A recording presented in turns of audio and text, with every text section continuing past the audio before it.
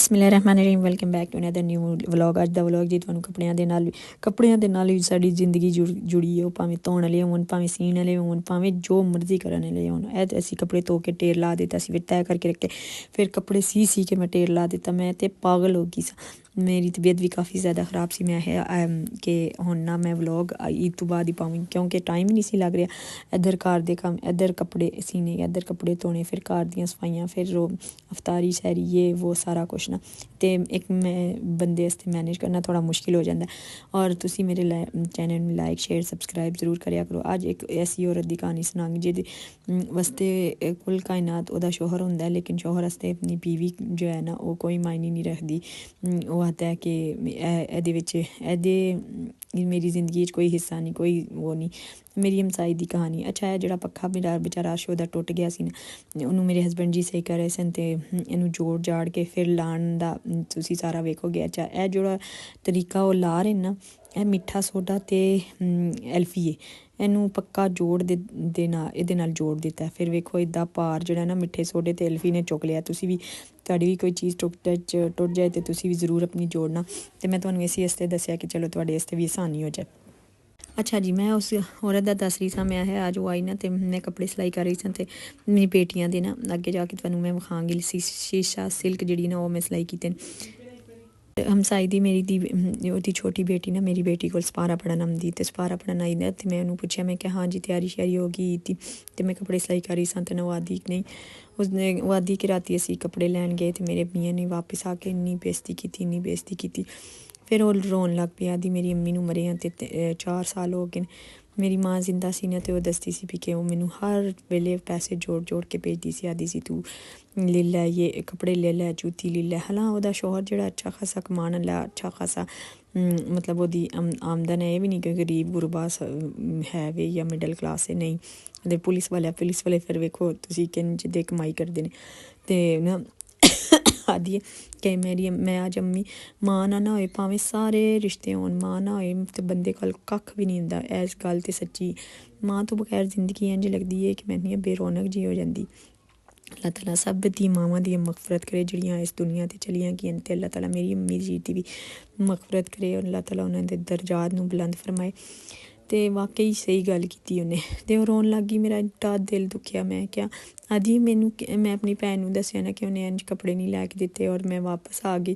ਉਹਨੇ ਆਪਣੀ ਬੇਟਿਆਂ ਦੀ ਸ਼ੋਪਿੰਗ ਕੀਤੀ, ਅੱਛੀ ਖਾਸੀ ਮਹਿੰਗੀ ਕੀਤੀ, ਔਰ ਇੰਨੀ ਜ਼ਿਆਦਾ ਮਹਿੰਗੀ ਕੀਤੀ ਕਿ ਉਹ ਬੇਟੀ ਦਾ ਵਾਸਤੇ ਇੱਕ ਸੂਟ ਲਿਆ, ਔਰ ਬੇਟਿਆਂ ਵਾਸਤੇ 2 ਸੂਟ ਲਏ। ਮਤਲਬ ਇੱਕ ਬੇਟੇ ਦੀ ਸ਼ਰਟ 3500 ਦੀ ਲਈ ਉਹਨੇ। ਹਾਲੇ ਬੱਚੇ ਛੋਟੇ ਹੀ ਨੇ, ਇੰਨੇ ਵੱਡੇ ਨਹੀਂ ਹੈ। ਅਤੇ ਉਹਨੂੰ ਆਦਾ, ਉਹਦੀ ਵਾਰੀ ਆਈ ਅਤੇ ਉਹਨੂੰ ਆਦਾ ਕਿ ਮੈਂ ਨਹੀਂ, ਮੇਰੇ ਕੋਲ ਹਾਲੇ ਪੈਸੇ ਨਹੀਂ ਹੈ, ਇਹ ਹੈ ਉਹ ਹੈ ਫਲਾਨ ਹੈ ਠੀਕ ਹੈ। ਆਦੀ ਦੂਸਰੇ ਦਿਨ ਹੀ ਜਾ ਕੇ ਭੈਣ ਦੇ ਬੱਚਿਆਂ ਦੇ ਵਾਸਤੇ ਪਤਾ ਨਹੀਂ ਕੀ ਲੈ ਕੇ ਆਇਆ। ਆਦੀ ਉਹ ਵੀ ਚਲੋ ਅੱਛਾ, ਉਹਦੇ ਭੈਣ ਦੇ ਬੱਚੇ ਨੇ, ਅੱਛੀ ਗੱਲ ਹੈ ਲੈ ਕੇ ਆਇਆ, ਲੇਕਿਨ ਮੇਰਾ ਹੱਕ ਕੋਈ ਨਹੀਂ, ਮੇਰਾ ਦਿਲ ਕੋਈ ਨਹੀਂ ਕਿ ਸ਼ੌਹਰ ਬੇਸ਼ੱਕ ਇੱਕ ਛੋਟਾ ਸਸਤਾ ਜਿਹਾ ਸੂਟ ਵੀ ਲੈ ਕੇ ਦੇ ਨਾ, ਅਤੇ ਉਹ ਬੀਵੀ ਵਾਸਤੇ ਜਿਹੜਾ ਨਾ ਉਹ ਹਜ਼ਾਰਾਂ ਦਾ ਹੋ ਜਾਂਦਾ। ਅਤੇ ਆਦੀ ਮੇਰੀ ਭੈਣ ਆਦੀ ਮੈਂ ਤੇਰੇ ਵਾਸਤੇ ਸੂਟ ਭੇਜ ਦੇਣੀ।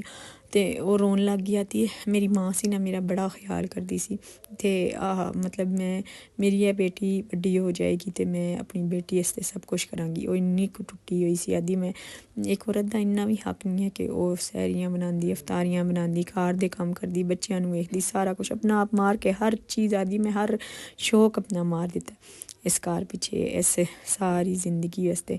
ਅਤੇ ਆਦੀ ਲੇਕਿਨ ਔਰਤ ਦੇ ਕਿੰਨੇ ਹੁੰਦੇ ਨੇ, ਲੇਕਿਨ ਕੋਈ ਮਰਦ ਖਿਆਲ ਨਹੀਂ ਕਰਦਾ। ਜਿਹੜੇ ਮਰਦ ਖਿਆਲ ਨਹੀਂ ਕਰਦੇ ਉਹਨਾਂ ਵਾਸਤੇ ਅੱਲਾਹ ਖੁਦਾ ਦੇ ਵਾਸਤੇ ਇੱਕ ਛੋਟੀ ਜਿਹੀ ਹਕੀਕਤ ਇਹ ਕਿ ਤੁਸੀਂ ਛੋਟੀ ਜਿਹੀ ਚੀਜ਼ ਦੇ ਨਾਲ ਵੀ ਇਹਨੂੰ ਤੋਹਫਾ ਦਿਓਗੇ ਨਾ, ਛੋਟੀ ਜਿਹੀ ਚੀਜ਼ ਦਾ ਵੀ, ਅਤੇ ਉਹ ਬੜੀ ਖੁਸ਼ ਹੋ ਜਾਏਗੀ। ਉਹਦਾ ਦਿਲ ਬਾਗ ਹੋ ਜਾਏਗਾ। ਜਦੋਂ ਤੁਸੀਂ ਉਹਨੂੰ ਜ਼ਿਲਤ ਦਿੰਦੇ ਹੋ, ਅਤੇ ਉਹਦਾ ਦਿਲ ਜਿਹੜਾ ਖੂਨ ਦੇ ਆਂਸੂ ਹੁੰਦਾ, ਔਰ ਫਿਰ ਉਹ ਜਦੋਂ ਬਦਵਾ ਕਰਦੀ ਹੈ ਨਾ, ਅਤੇ ਫਿਰ ਉਹ ਬਦਵਾ ਅੱਲਾਹ ਤਾਲਾ ਜ਼ਰੂਰ ਸੁਣਦਾ।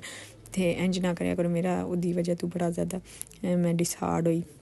ਅਤੇ ਮੈਂ ਇਹਨੂੰ ਆਖਿਆ, ਮੈਂ ਨਾ ਆਦੀ ਇਹ ਕੱਪੜੇ ਕਿਸ ਸੀ ਰਹੀ ਹੈ ਨਾ, ਮੈਂ ਇਹਨੂੰ ਦੱਸਿਆ ਕਿ ਮੇਰੀ ਬੇਟੀ ਦੇ ਨੇ। ਮੈਂ ਇੱਕ ਇਹਨਾਂ ਦੇ ਪਾਪਾ ਨੇ ਲੈ ਦਿੱਤਾ, ਇੱਕ ਮੈਂ ਲੈ ਦਿੱਤਾ, ਕਿਉਂਕਿ ਮੈਂ ਵੀ ਸਟਿਚਿੰਗ ਕਰਨੀ। ਅਲਹਮਦੁਲਿਲਾ ਅੱਲਾਹ ਤਾਲਾ ਨੇ ਕਰਮ ਕੀਤਾ, ਆਸਾਨੀਆਂ ਕੀਤੀਆਂ ਕਿ ਇੰਨੇ ਹੋ ਜਾਂਦੇ ਨੇ ਕਿ ਮੈਂ ਮੈਨੇਜ ਕਰ ਲੈਂਦੀ ਹਾਂ।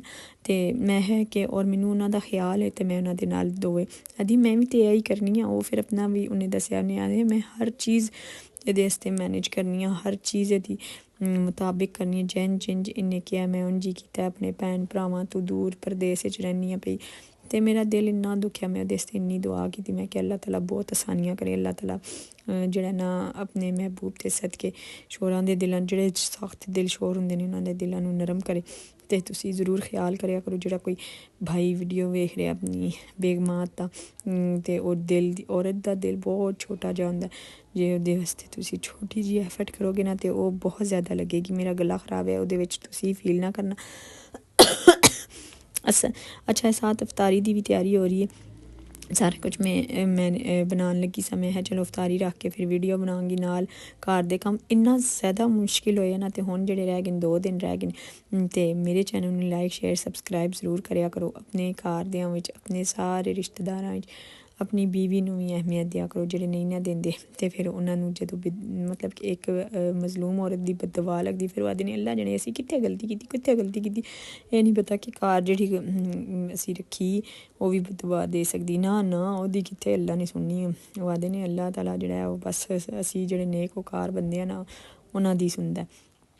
ते अल्लाह ताला बड़ा गफूर रहीम, अल्लाह ताला सब दी सुनदा। मेरा एह वाला जेह्ड़ा गला मैं अपनी बेटी दे इक शर्ट दा बना रही सन, आया उन्हें डिज़ाइन दस्सेआ सी, फिर इनू मैं ड्रॉ करवाया अपने हस्बैंड को। मेरी शोहर दी ना जेह्ड़ी ड्राइंग है बहुत अच्छी है, मतलब वो बहुत अच्छी ड्राइंग कर लैंदे। मैं उन्होंने आया एज शहजादे जी ऐ सीधे होना ना, मैनू गला ड्रा करके दसो। मैं जेह्ड़ा उन्होंने जिन दस रही सा उन्होंने वो समझ नहीं सी आ रही, लेकिन खैर उन्होंने जेह्ड़ा ड्रा करके दिता वो बहुत अच्छा सी, बहुत अच्छा लग रहा सी।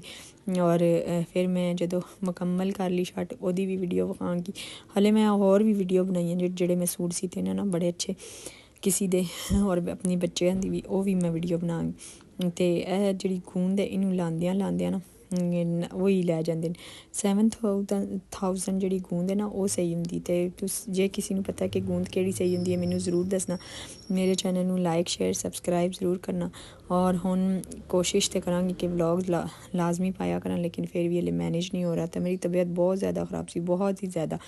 हुण अल्लाह ने थोड़ा करम कीता ते मैं तो समझ रही सां कि ऐसे रमज़ान तो बाद न लोगों ने देग शेग खा लेनी मेरे नां दी, यानी कि बिरयानी शिरयानी। ते लेकिन अल्लाह ने करम किया, अल्लाह ताला आफियत अली ज़िंदगी दे है। जिस शीशा सिल्क का सूट है, और ये हले सिर्फ मैं शर्ट तुहानूं हा रही हां, दी शमीज़ मैं सैपरेट बनाऊंगी और ट्राउज़र बन गया सी। वैसे कैसे लश्कारे मारे एन जी। मेरे चैनल नूं लाइक शेयर सबसक्राइब कर दिओ। मेरा चैनल भी एन जी लश्कारे मारे तो मेरे व्यूज़ ज़्यादा हो जाए तो मेरे वास्ते आसानी हो जाए। दुआवां च याद रखना, अल्लाह ताला सब ते अपना फजलो करम करे, आसानियां करे। अल्लाह हाफिज़।